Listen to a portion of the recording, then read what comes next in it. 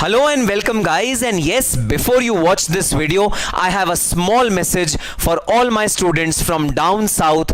I know guys, you face problem in watching some of my videos which are not made in English, they are made in Hindi, but guys, the courses which I have launched only in Hindi for the benefit of the country as whole, those courses are not available in English. I know you face difficulty in watching certain videos which are made in Hindi, but it's a promise, it's a commitment to all of you. I will soon come up with marathons of my respective subjects which will be entirely in English.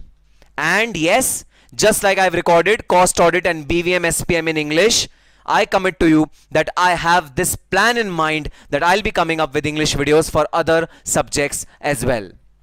Till that time, I will be putting up marathons, I'll be putting up some short videos on the subjects. Enjoy those videos. And yes, now enjoy this particular video. All the very best and happy studying. Hello and welcome guys, and welcome to the next session of the International Taxation.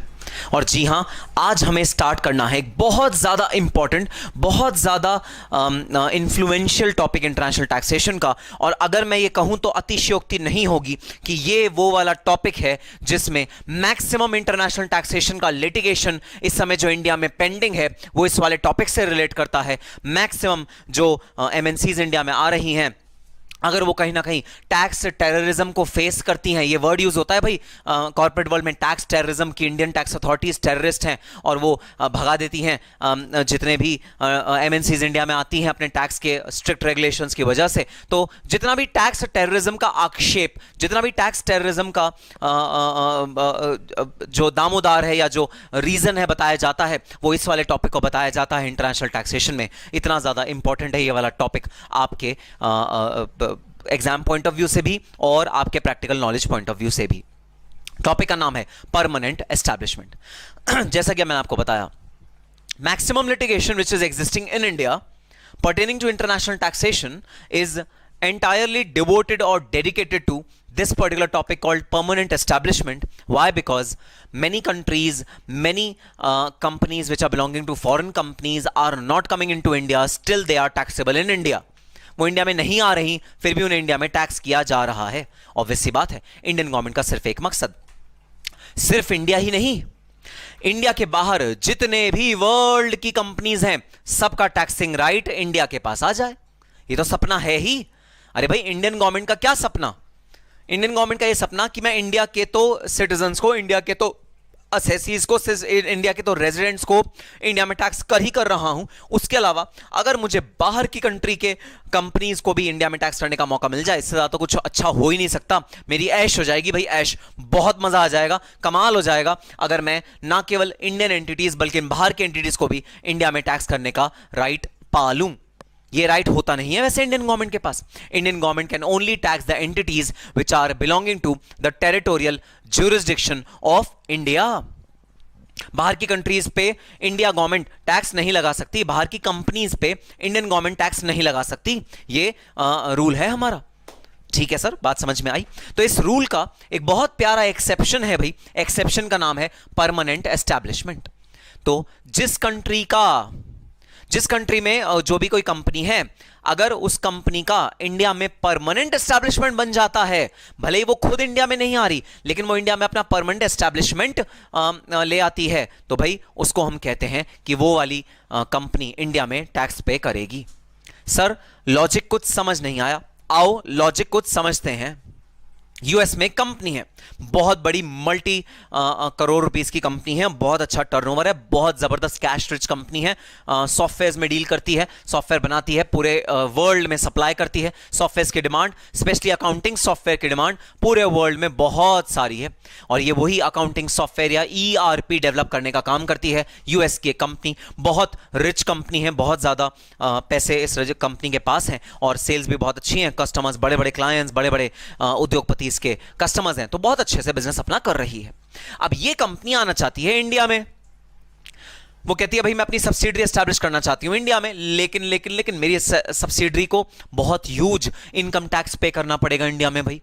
अगर मैं अपनी subsidiary India में establish कर लेती हूं, वो company बन जाएगी। Company is an assessee as per the income tax act 1961। Assessee बनते ही, पर्सन की डेफिनेशन में आते ही वो टैक्सेबल हो जाएगी इंडिया की टेरिटरी में। भाई इंडिया का टैक्स रेट है 30% plus education cess plus surcharge, पता नहीं क्या क्या क्या क्या बहुत नुकसान हो जाएगा।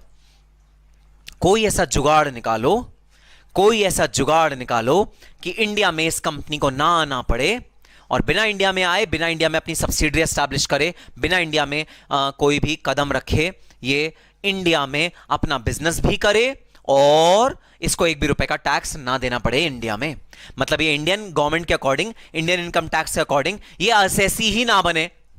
अगर ये इंडियन गवर्नमेंट के अकॉर्डिंग असेसी ही नहीं बनेगी तो फिर इस पे टैक्स लेवाई करने का सवाल ही नहीं उठता भाई। तो काश कोई ऐसा तरीका हो, काश कोई ऐसा मीडियम मिल जाए जिससे इस फॉरेन कंपनी को इंडिया में टैक्स पे करना ही ना पड़े, तो फिर आ जाएगा भाई बहुत ज्यादा मजा, बहुत ज्यादा कमाल हो जाएगा, बहुत ज्यादा अच्छी बात हो जाएगी। अगर ऐसा कुछ जुगाड़ हो गया तो ठीक है सर, देखते हैं क्या जुगाड़ हो सकता है। अब देखना, मैंने ये यूएस कंपनी यहां बनाई है। ये यूएस कंपनी एक बहुत बड़ी कंपनी है जो यूएस में बिलोंग करती है। ये बॉर्डर है, यूएस में ये कंपनी बिलोंग करती है, बहुत अच्छा बिजनेस करती है। इंडिया में सब्सिडरी नहीं बनाना चाहती। अगर इंडिया में सब्सिडरी नहीं बनाना चाहती तो ठीक है, इंडिया में सब्सिडरी ना बनाए। बस क्या करे, एक बंदा और एक ऑफिस इंडिया में ले ले। अच्छा, ऑफिस भी ना ले, सिर्फ एक पर्सन को इंडिया में अपॉइंट कर दे कि सुनो पर्सन, तुम्हारा क्या रोल होगा, इंडिया में जो बहुत सारे ग्राहक हैं ना, ग्राहक इंडिया में बहुत सारे ग्राहक हैं, इन सब ग्राहक से तुम बातचीत करोगे, बातचीत, इन्हें प्रोडक्ट दिखाओगे, इन्हें कन्विंस करोगे कि भाई ये प्रोडक्ट खरीद लो, और हमारी कंपनी के बारे में इनसे सलाह मशवरा करके इनसे बोलोगे कंपनी से भाई तुम लोग सामान खरीद लो, अपना प्रोडक्ट खरीद लो, ये जो सॉफ्टवेयर है कंपनी बेहतरीन बनाती है, इससे प्रोडक्ट खरीद लो।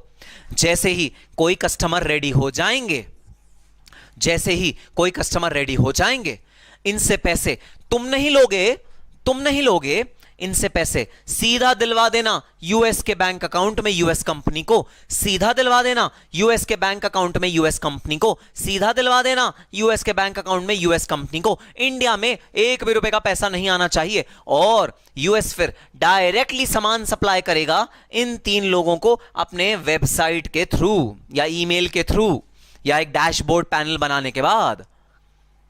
तो जो डीलिंग हुई, सुना, डीलिंग हुई एक फॉरेन कंपनी और इंडियन कस्टमर के बीच में। अगर डीलिंग हुई एक फॉरेन कंपनी और इंडियन कस्टमर के बीच में, तो बताना सारा का सारा काम जो हुआ, सारा का सारा जो सोर्स है इस वाली इनकम का, वो सोर्स क्या है? वो सोर्स है भाई यूएस की सरजमी, यूएस की धरती, यूएस का जो लैंड है उस पर सारा का सारा काम हुआ। इंडिया से तो सिर्फ इनकम बाहर गई, इंडिया में कोई भी काम नहीं हुआ। टेक्निकली स्पीकिंग यूएस ने इंडिया में कोई भी काम नहीं किया, सारा काम बेसिकली कहां हुआ? यूएस की सरजमीन पे हुआ। तो टैक्स को लेवी करने की अथॉरिटी भी किसको मिली? लेवी करने की अथॉरिटी मिली यूएस गवर्नमेंट को, ना कि इंडियन गवर्नमेंट को। भाई इंडिया से तो सिर्फ पेमेंट गई बाहर। क्या इंडिया में कोई एक्टिविटी हुई? क्या यूएस कंपनी ने इंडिया में कोई सब्सिडरी खोली जिस सब्सिडरी के थ्रू पेमेंट हुई? नहीं खोली। सारी की सारी एक्टिविटी हुई बाहर, सब कुछ रिसोर्सेज यूज हुआ बाहर, इंफ्रास्ट्रक्चर यूज हुआ बाहर का, इनकम भी सारी की सारी बाहर फ्लो हुई। इंडिया में कोई इनकम आई ही नहीं, इंडिया में कोई इनकम रिसीव ही नहीं हुई। तो बताना टैक्सेबिलिटी भी किस गवर्नमेंट के हाथ में होनी चाहिए? यूएस गवर्नमेंट के हाथ में टैक्सेबिलिटी होनी चाहिए। अब बताना इस पूरे कॉन्सेप्ट को देखकर क्या ठगा सा फील कर रहे हो? ठगा सा, ऐसे ऐसे आपके साथ कोई चोरी हो गई हो, कोई धोखा हो गया हो, कोई आपका जेब काट के चला गया हो कोई चोर, ऐसा फीलिंग आ रही है क्या? हाँ सर, आ तो रही है।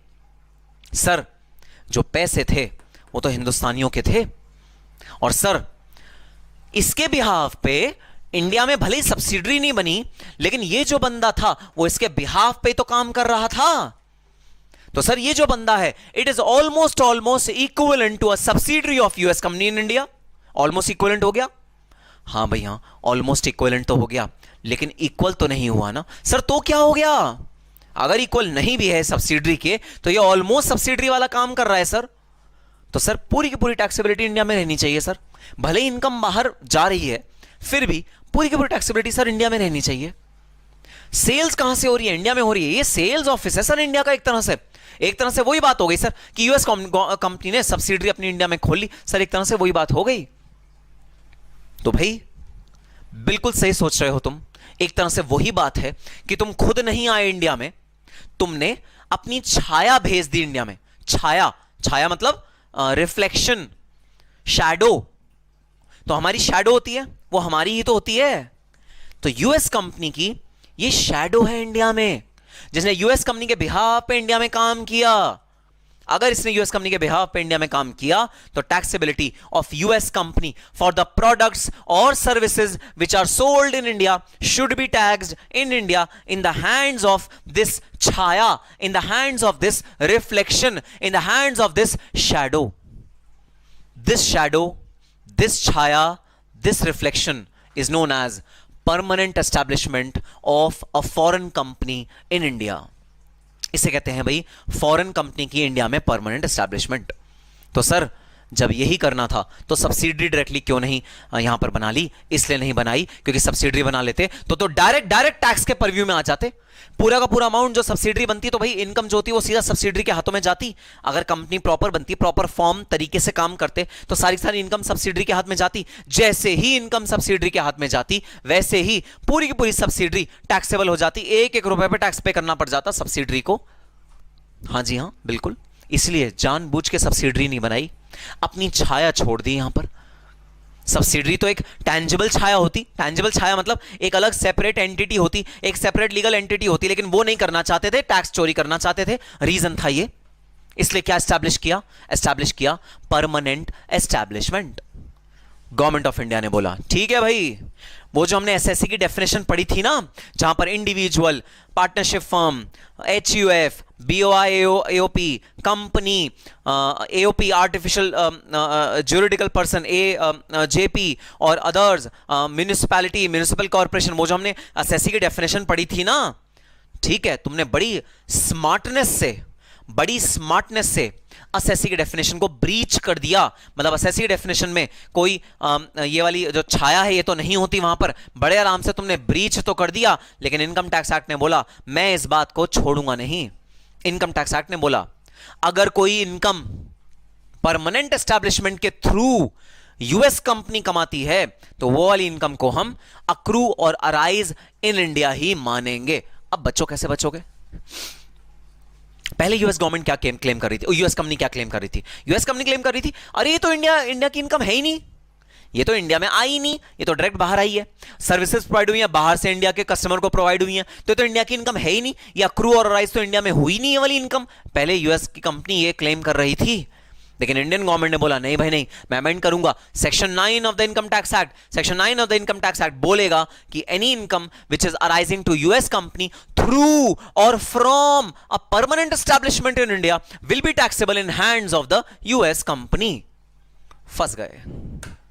सो परमानेंट एस्टैब्लिशमेंट जो पहले लोग बनाते थे और टैक्स चोरी करते थे, पर्पस क्या होता था? पर्पस होता था हम कोई टैंजिबल एंटिटी यहां पर नहीं बनाएंगे, हम एक ट्रांसपेरेंट एंटिटी यहां पर बनाएंगे जिसका कोई वजूद नहीं होगा, जिसका कोई लीगल स्टैंडिंग नहीं होगी, जिसका कोई लीगल ढांचा नहीं होगा, जिसका कोई लीगल स्ट्रक्चर नहीं होगा। हम एक ऐसी छाया सी यहां पर बनाएंगे, प्रतिरूप बनाएंगे यहां पर, और हम बिजनेस करेंगे यहां से, लेकिन इंडियन गवर्नमेंट को एक भी रुपए का टैक्स नहीं पे करेंगे। इस वाले कॉन्सेप्ट को खत्म कर दिया गया through the concept of permanent establishment. तो एक बहुत फेमस मूवी हुई है भाई, हम आपके हैं कौन। आई डोंट नो 1990s में, 1995 में आई होगी शायद, आपका तब तक जन्म भी नहीं हुआ होगा। 1990s की मूवी है हम आपके हैं कौन। उसका एक गाना है भाई, एग्जैक्टली गाना इस वाली सिचुएशन पे फिट होता है। गाना सुनना, बड़ा फेमस गाना है, बहुत प्यारा। हाँ मेरी आवाज अच्छी नहीं है फिर भी कॉन्सेप्ट समझाने के लिए गाना गाना मजबूरी, ठीक है। गाना सुनना। मेरी छाया है जो आपके घर चली, बन के सपना मेरी पलकों पे है सजी, राज की बात बताएं ये निधि जीवन की, शोभा है ये आज से आपके आंगन की। अब सुनना जरा बहुत ध्यान से सुनना गाना। मेरी छाया है जो आपके घर चली। यूएस कंपनी ने अपनी छाया किसी और के घर भेजी है। मेरी छाया है जो आपके घर चली, बन के सपना मेरी पलकों में है सजी। सपना था यूएस कंपनी का, इंडिया में एक भी रुपए का टैक्स नहीं पे करें। हम एक भी रुपए का टैक्स पे करे बगैर हम इंडिया में बिजनेस करना चाहते हैं, इंडिया से इनकम कमाना चाहते हैं। सपना बन के मेरी पलकों पे है सजी, राज की बात बताएं ये निधि जीवन की स्ट्रैटेजी है ये यूएस की कंपनी की। तो ये परमानेंट एस्टैब्लिशमेंट एक स्ट्रैटेजी है यूएस की कंपनी की, ताकि इंडिया में टैक्स नहीं पे करना पड़े। वो खुद इंडिया में आने के बजाय, वो खुद एक एंटिटी इंडिया में एस्टैब्लिश करने के बजाय, वो एक सब्सिडरी इंडिया में एस्टैब्लिश करने के बजाय अपनी परछाई भेज देते हैं, अपना वर्चुअल रूप भेज देते हैं। और वो बहुत प्रकार के होते हैं, वर्चुअल रूप बहुत प्रकार के होते हैं। यहां तो इस आदमी के तरह भेजा, पता है एक और प्रकार होता है वर्चुअल रूप का, वो है वेबसाइट। वेबसाइट, इंटरनेट की वेबसाइट, ये एक तरह का प्रकार है, एक तरह का रूप है जो फॉरेन कंपनी ने इंडिया में भेजा, जिसका कोई अस्तित्व नहीं है, जिसकी कोई स्टैंडिंग नहीं है। लेकिन ये वाला जो रूप है जो फॉरेन कंपनी ने इंडिया में भेजा, अर्निंग तो इसी से हो रही है। लाखों करोड़ों रुपए की अर्निंग वेबसाइट से हो रही है। फॉरेन कंपनी का इंडिया में कोई बेस नहीं है, कोई एस्टैब्लिशमेंट नहीं है, कोई कंपनी नहीं है, कोई एओपी नहीं है, कोई बीओआई नहीं है, कोई इंडिविजुअल नहीं है। वेबसाइट के थ्रू अर्निंग हो रही है। और वेबसाइट के अलावा क्या हो सकता है सर? एक शोरूम ले लिया इंडिया में, बस शोरूम ले लिया इंडिया में, कोई कंपनी ने एस्टैब्लिश करी, एक किराए पे शोरूम ले लिया, उसके थ्रू अर्निंग हो रही है। और क्या तरीका हो सकता है? अरे भाई एजेंट बना लिए इंडिया में, एजेंट बना लिए इंडिया में, कोई कंपनी ने एस्टैब्लिश करी, एजेंट बना लिए, एजेंट को बोले तुम मेरे बिहाफ पे माल बेचो, डायरेक्ट पैसे मुझे दिलाओ, मैं तुम्हें कमीशन दे दूंगा, जैसा हमारा ये वाला केस था। और क्या हो सकता है? और हो सकता है भाई कोई बहुत बड़ा कंस्ट्रक्शन का प्रोजेक्ट चल रहा है, बहुत बड़ा कंस्ट्रक्शन का प्रोजेक्ट चल रहा है। अगर वो फॉरेन कंपनी इंडिया में आ गई, अपनी कंपनी एस्टैब्लिश कर ली, तो टैक्सेबल हो जाएगा इंडिया में उसकी सारी की सारी इनकम। तो वो खुद आने के बजाय अपने टेक्नीशियंस को भेज देगी, अपनी इक्विपमेंट को भेज देगी, अपनी मशीनरी को भेज देगी, खुद नहीं आएगी, लीगल फॉर्म में कंपनी एस्टैब्लिश नहीं करेगी। लेकिन हाँ, उसका इक्विपमेंट, बहुत अरबों करोड़ों रुपए का इक्विपमेंट इंस्टॉल्ड है गुड़गांव में, गुरुग्राम में। क्यों इंस्टॉल्ड है? क्योंकि वहां से कंस्ट्रक्शन हो रहा है।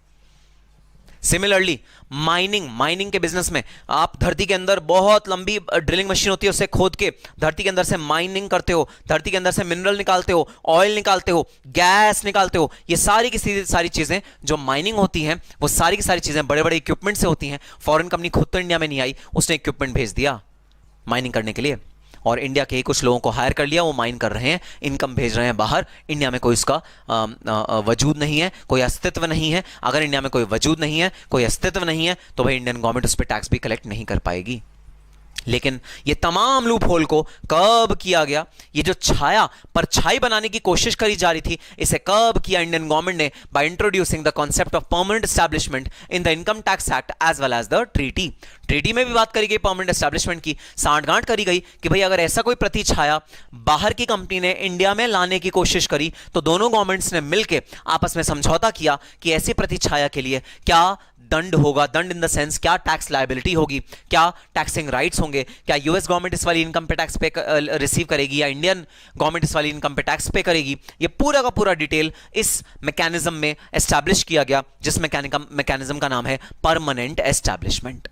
It is nothing but a virtual reality of the foreign company in India. Foreign company की इंडिया में वर्चुअल रियलिटी है, वर्चुअल फॉर्म में फॉरेन कंपनी अगर इंडिया में आ जाती है, उसे बोलते हैं परमानेंट एस्टैब्लिशमेंट। अब इसके दो इंपॉर्टेंट पार्ट्स हैं, क्या क्या चीजें इंक्लूड होती हैं इसमें और क्या क्या चीजें एक्सक्लूड होती हैं इसमें। आओ वो स्टडी करके देखते हैं। तो चलो आओ सबसे पहले इंक्लूजन्स देखते हैं, किन किन चीज़ों को इंक्लूड करेंगे हम इस छाया के रूप में। हम किन किन चीज़ों को मानेंगे कि आपने अपनी छाया इंडिया में बना दी, और अगर आपने अपनी इंडिया में छाया बनाई तो हम आपको टैक्सेबल कर देंगे। वो कौन कौन सी छाया होंगी जिनको हम इंक्लूड करेंगे। छाया नंबर 1, प्लेस ऑफ मैनेजमेंट। अगर फॉरेन कंपनी का इंडिया में किसी भी तरह का प्लेस ऑफ मैनेजमेंट हुआ, जहां से मैनेजमेंट डिसीजन लिए गए, जहां से मैनेजमेंट ने कुछ अपनी वार्तालाप करी, जहां से मैनेजमेंट ने मिलकर बैठ के कुछ डिस्कशंस करे और डिस्कशंस के बेसिस पे कुछ डिसीजंस लिए, कुछ प्लान्स बनाए, कुछ प्लान्स डिस्कस किए, अगर इस तरह का कोई भी प्लेस ऑफ मैनेजमेंट इंडिया में एस्टैब्लिश करा जाता है, हम बोलते हैं उसको फॉरेन कंपनी की प्रतिछाया इंडिया में। नेक्स्ट, अ ब्रांच, कंपनी नहीं खोली, एक ब्रांच ऑफिस खोल दिया। यूएस कंपनी ने एक ब्रांच ऑफिस इंडिया में खोल दिया, कंपनी नहीं खोली, अपना एक ब्रांच खोल दिया इंडिया में। तो अगर वो ब्रांच खोल दिया इंडिया में तो नेचुरली वो जो ब्रांच है वो इंडियन कंपनीज एक्ट में रजिस्टर्ड नहीं होता भाई। इंडियन कंपनीज एक्ट में तो इंडियन कंपनी ही रजिस्टर होगी। अगर इंडियन कंपनी रजिस्टर हो गई तो बात ही खत्म, वो तो एसएससी की डेफिनेशन में आ गया, वो तो भाई हमारा टैक्सेबल बन गया। लेकिन इस केस में इंडियन कंपनीज एक्ट में रजिस्टर नहीं किया गया, उसको इंडियन कंपनीज एक्ट में रजिस्टर करे बगैर ब्रांच को खोला गया और वो branch will be considered as a permanent establishment in India. Third, office, अगर आपने कोई टेम्परेरी ऑफिस खोला इंडिया में, अगर आपने कोई टेम्परेरी या परमानेंट दोनों हो सकता है भाई, अगर आपने ऑफिस खोला इंडिया में और वो ऑफिस प्रेमाइसिस में आपने अपना वर्क किया इंडिया से, और कोई कंपनी इंडिया में नहीं खोली, कंपनी नहीं, आपने बस ऑफिस किराए पे लिया, वहां पर एक लड़का बिठाया और वो आपका काम कर रहा है, उसको मैं परमानेंट एस्टैब्लिशमेंट बना लूंगा इंडिया के अंदर। फैक्ट्री, अगर आपकी फैक्ट्री है इंडिया में, कंपनी नहीं है, सब्सिडरी नहीं है, बट फैक्ट्री आपकी इंडिया में है, अगर आपकी कोई फैक्ट्री है इंडिया में तो फिर मैं उस फैक्ट्री को परमानेंट एस्टैब्लिशमेंट डिक्लेयर कर लूंगा। उस फैक्ट्री को मैं एसएससी की डेफिनेशन में या जो पर्सन है उसकी डेफिनेशन में ले आऊंगा। वर्कशॉप, किसी भी तरह की वर्कशॉप है, कोई छोटा सा एक आपका विंग है जहां से आप कुछ प्रोडक्शन कर रहे हो, कुछ चीजों को प्रोसेस कर रहे हो और उसे बेच रहे हो, तो वर्कशॉप है, तो उसको भी मैं इसके इंक्लूजन में ले आऊंगा। Mine, oil, gas well, query, अगर कोई माइन है मतलब खदान है, ऑयल और गैस वेल, ऑयल के कुएं हैं, गैस के कुएं हैं, या फिर कोई क्वेरी है, क्वेरी भी भाई हमारा जो मिनरल एक्सट्रैक्ट होता है वो माइन या क्वेरी से होता है। अगर इस तरह का कोई भी लोकेशन है जो आप यूएस कंपनी होल्ड करती है इंडिया में, उसको राइट है इस माइनिंग करने का, एक्सप्लोर करने का मिनरल्स को, तो मैं उसको भी परमानेंट एस्टैब्लिश मान लूंगा यूएस कंपनी की। वेयर हाउस बिजनेस, अगर आपका बिजनेस है वेयर हाउस प्रोवाइड करना लोगों को, और आप वेयर हाउस इंडिया में आपने वेयर हाउस कुछ खरीद रखे हैं और आप लोगों को वेयर हाउस प्रोवाइड कराते हो, तो भाई अगेन मैं मान लूंगा कि यूएस कंपनी की इंडिया में ये परमानेंट एस्टैब्लिशमेंट है और इंडिया में इसको टैक्स देना पड़ेगा। फार्म और प्लांटेशन, किसी भी तरह का फार्म हाउस है, प्लांटेशन है, अगर इंडिया में कंपनी हुए बगैर, देखो कंपनी अगर आ गई या कोई लीगल फॉर्म में यूएस कंपनी इंडिया में आ गई तो फिर तो हम कोई टेंशन ही नहीं है, फिर तो परमानेंट एस्टैब्लिशमेंट का सवाल ही नहीं उठता। सवाल कहां उठता है? सवाल उठता है जहां यूएस कंपनी खुद इंडिया में नहीं आ रही, वो अपने किसी छाया को भेज रही है, अपने किसी प्रतिरूप को भेज रही है, अपने किसी इसे कहते हैं ऑल्टर रूप मतलब किसी ऑल्टरनेट रूप को भेज रही है, किसी अपने ऑल्टरनेट आइडेंटिटी को भेज रही है, ऑल्टर आइडेंटिटी। सो अगर यूएस कंपनी अपनी किसी ऑल्टरनेट आइडेंटिटी को इंडिया में भेज रही है तो उसको हम परमानेंट एस्टैब्लिशमेंट मानते हैं। तो फार्म या प्लांटेशन अगर यूएस कंपनी का इंडिया में है, हम उसे ऑल्टर आइडेंटिटी मानते हैं। देन सेल्स आउटलेट विच सॉलिसिट्स ऑर्डर, सॉलिसिट का मतलब होता है इनवाइट्स ऑर्डर, ऑर्डर को जो इनवाइट करते हैं, ऐसे सेल्स आउटलेट। अगर आपने सेल्स आउटलेट खोला और आप ऑर्डर्स ले रहे हो उन सेल्स आउटलेट पे, तो हम उसे परमानेंट एस्टैब्लिशमेंट मानेंगे भाई आपका। Infrastructure used for exploiting natural resources, आपने किसी भी तरह का इंफ्रास्ट्रक्चर इंडिया में इंस्टॉल किया हुआ है, बड़ी बड़ी मशीनें इंस्टॉल करी हुई हैं, जिनका काम क्या है? जिनका काम है इंडिया के नेचुरल रिसोर्सेज को डिग करना, नेचुरल रिसोर्सेज को एक्सप्लॉइट करना, तो मैं उसे भी परमानेंट एस्टैब्लिशमेंट मान लूंगा। Then building site construction project, so building site या कंस्ट्रक्शन का कोई प्रोजेक्ट है जिसमें आप कंस्ट्रक्शन करना चाहते हो और 6 महीने से ज्यादा आप इंडिया में हो, तो ये 6 महीने भाई वेरिएबल है। 6 महीने मतलब ये ट्रीटी टू ट्रीटी डिपेंड करता है, हर एक ट्रीटी में अलग नंबर ऑफ डेज होते हैं इसके। तो मैंने एक मोटा एक आपको एग्जांपल दिया, कई ट्रीटी में 90 डेज भी है, कई में 180 डेज भी है।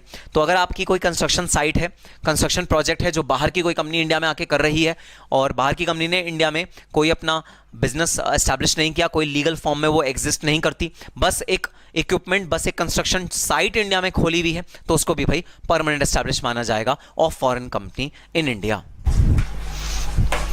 और भाई लास्ट इंक्लूजन है एजेंट। हाँ भाई हाँ, अगर इंडिया में कोई भी आपका ऑफिस नहीं है, ब्रांच नहीं है, फैक्ट्री नहीं है, वर्कशॉप नहीं है, माइन नहीं है, वेयर हाउस नहीं, कुछ भी नहीं है, लेकिन अगर आपका एजेंट है कोई इंडिया में बैठा हुआ, वो भले ही यूएस का सिटीजन हो या इंडिया का सिटीजन हो, फर्क नहीं पड़ता, आपका एजेंट है। सर ये एजेंट क्या होते हैं? भाई एजेंट वो लोग होते हैं जो अपने प्रिंसिपल के बिहाफ पे काम करते हैं, जो इंडिपेंडेंट काम नहीं करते, वो अपने प्रिंसिपल के बिहाफ पे काम करते हैं, उन्हें बोला जाता है एजेंट।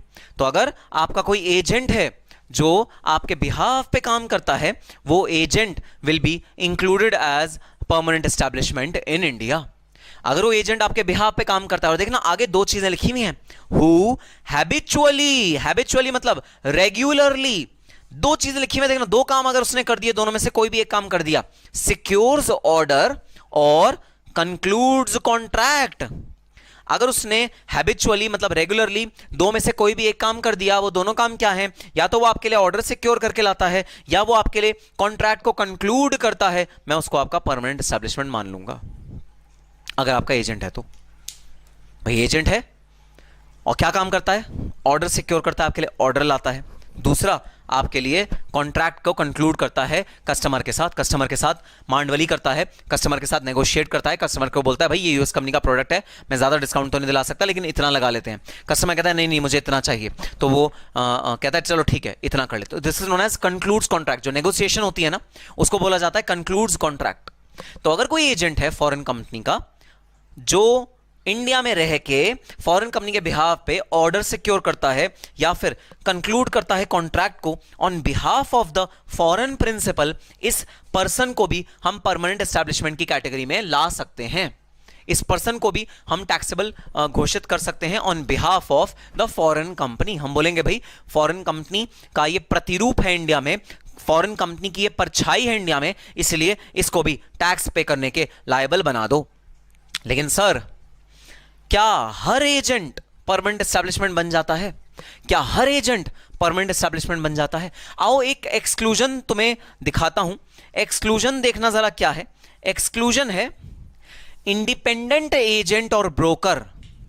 इंडिपेंडेंट एजेंट और broker is not covered under definition of permanent establishment. सुनना क्या, दो तरह के एजेंट हो सकते हैं। एक हो सकते हैं जो सिर्फ आप ही का बिजनेस कर रहे हैं, आप ही का बिजनेस मतलब उनका जो मेजर प्रोडक्ट है वो आप ही के बिजनेस का प्रोडक्ट है और वो किसी और प्रोडक्ट को सेल नहीं करते अपने प्रेमाइसेस में, तो वो परमानेंट एस्टैब्लिशमेंट बन जाएगा।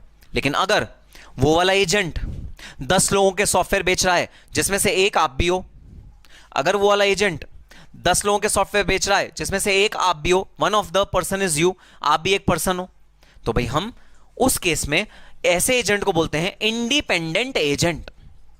और independent agent is covered under exclusion of permanent establishment. आओ इसको थोड़ा सा और डिटेल में बताता हूं। तो भाई पीई, पीई का नाम है agency PE. Agency PE agent दो तरह के हो सकते हैं।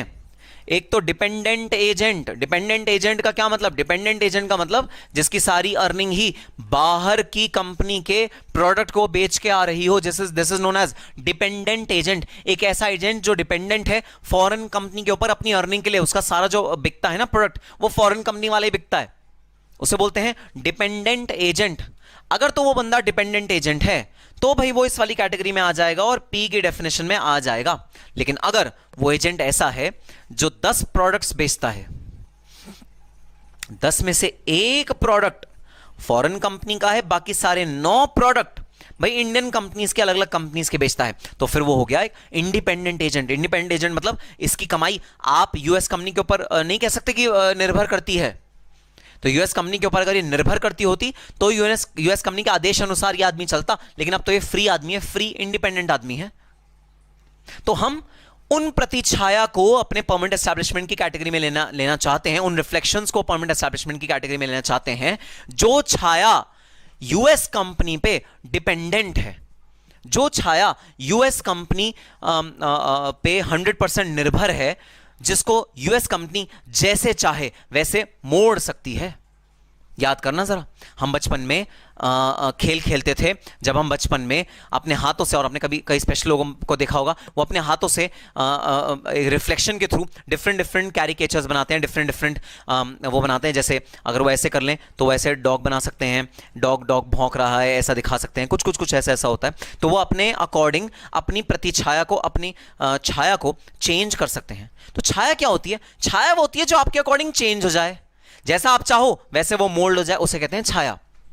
इंडिपेंडेंट एजेंट आपके अकॉर्डिंग मोल्ड नहीं होता, यूएस कंपनी के अकॉर्डिंग मोल्ड नहीं होता, क्योंकि इसके पास 9 और सोर्सेज हैं अर्निंग के। लेकिन डिपेंडेंट एजेंट जैसा आप चाहो वैसा मोल्ड हो जाता है, जिस डायरेक्शन में चलो उस डायरेक्शन में चलने के लिए तैयार हो जाता है, उसे बोलते हैं dependent agent. So dependent agent is a permanent establishment. Independent agent is not a permanent establishment. ये permanent establishment of US company in India नहीं है, ये यूएस कंपनी की छाया नहीं है इंडिया में, क्योंकि ये यूएस कंपनी के कहे अनुसार नहीं चलेगा, इसकी अपनी मनमर्जी होगी, ये अपने मन का मालिक है, ये परमानेंट एस्टैब्लिशमेंट नहीं कहलाएगा यूएस कंपनी का। लेकिन हाँ, अगर वही एजेंट डिपेंडेंट है यूएस कंपनी पे, तो हम उसको बोलेंगे कि वो परमानेंट एस्टैब्लिशमेंट की कैटेगरी में आ जाएगा, और वो दो में से एक काम करना चाहिए, उसको सिक्योर ऑर्डर करना चाहिए और कंक्लूड कॉन्ट्रैक्ट्स करना चाहिए। सर अगर दोनों काम कर लिया, अरे तो कोई टेंशन नहीं है, फिर तो कोई बात ही नहीं बनी, तो दोनों काम कर लिए तो पीई के डेफिनेशन में आ ही जाएगा। और जैसे ही इन सब में से किसी भी एक रूप में फॉरेन कंपनी का इंडिया में पी एस्टैब्लिश हो जाएगा, वैसे ही हम फॉरेन कंपनी की इंडिया जनरेटेड इनकम को इंडिया में टैक्स करने के काबिल हो जाएंगे। इनकम टैक्स अथॉरिटी के पास राइट आ जाएगा कि वो यूएस कंपनी की इंडियन इनकम को अपने प्रोमाइसेस के अंदर, अपने सरजमी में टैक्स कर दे। This is the entire concept of permanent establishment.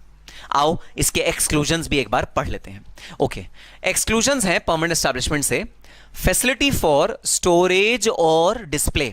अगर आपने कोई ऐसी फैसिलिटी इंडिया में एस्टैब्लिश करी है फॉरेन कंपनी ने, जो सिर्फ स्टोरेज या डिस्प्ले करता है, ध्यान रहे सेल्स नहीं होनी चाहिए इस वाले स्टोरेज से, सेल्स नहीं होनी चाहिए। ये सेल्स आउटलेट नहीं है, यहां पे सिर्फ अपना माल स्टोर किया हुआ है या डिस्प्ले किया हुआ है, सेल आप इस वाले आउटलेट से नहीं करते, तो हम इसको पी की कैटेगरी से बाहर रखेंगे, क्योंकि ये अर्न करने में कोई कंट्रीब्यूशन नहीं दे रहा। So any facility for storage और display of products is not considered as permanent establishment. Then maintenance of stock for storage और डिस्प्ले और प्रोसेसिंग।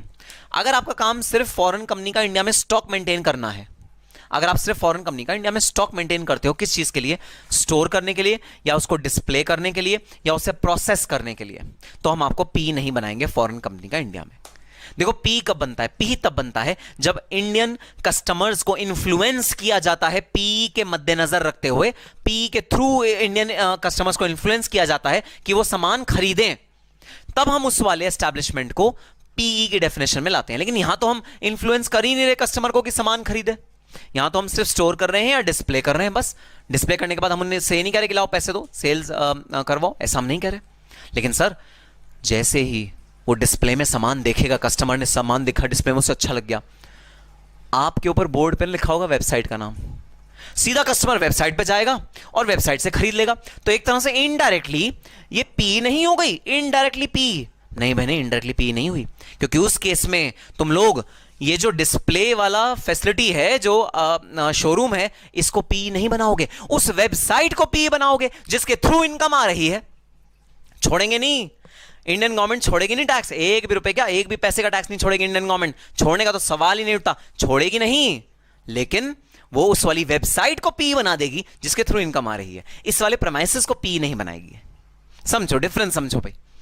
पी बनाना है अगर इनकम इंडिया में जनरेट हुई है, लेकिन करेक्ट चीज को पी बनाना है, जहां से वास्तविकता में इनकम जनरेट हुई है उसको पी बनाना है वास्तविकता में।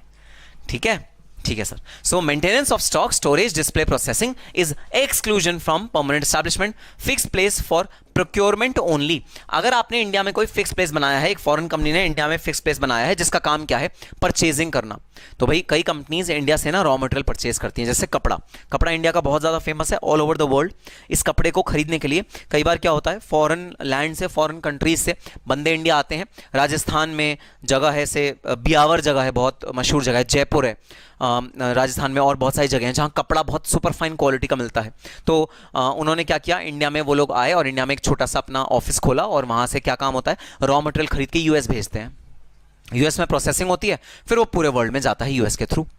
तो ये जो ऑफिस खोला इंडिया में, इसका पर्पस पैसे कमाना इंडिया से नहीं था, इसका पर्पस था इंडिया को प्रोक्योरमेंट हब बनाना, परचेजिंग करना इंडिया से।